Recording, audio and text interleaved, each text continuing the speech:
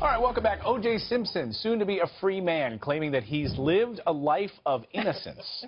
I've always thought I've been pretty good with people, and I've basically spent a conflict-free life. His whole life has been conflict. Really? Let's ask the host of Justice, Judge Jeanine. Judge, what do you think? You were laughing when he said that. Yeah, because it's a lie. Well, he stumbled on conflict. He couldn't even get it out. Conflict. That's what my lawyer told me to say. Convict. Maybe he's a changed man, if you want to believe him. But a life without conflict, No, OJ? look, he's convicted of assaulting his wife in 1989. She was a battered woman. It was a domestic violence homicide. He pleaded no contest. It is still a conviction. Okay. All right? And in addition to that, she was battered. We know from the evidence during the trial, and I covered that trial every night. I was the DA then, and every day we would cover and talk about the case, and I would go on a show mostly on Fox. But this guy has been involved in road rage. He's also beaten a girlfriend, and this domestic violence homicide. I mean, he's got a short fuse. He's got a trigger fuse. And not to mention, he made his career in football, which is not exactly, playing ping pong with people. Right. It's all about conflict and butting heads. But meanwhile, you disagree with those who think he'll be back in prison. I mean, he's out in October.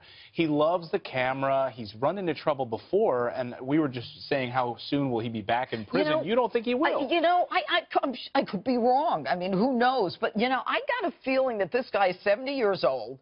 He's had a chance to look at everything he's done. He's got to say to himself, look, I got away with a double murder of my wife and Ron Goldman, and I don't want to come back to this place. And for a guy to get 9 to 33 on that situation, right. I mean, that was, and you know what? The guy's a murderer, he's a bald-faced liar, domestic violence.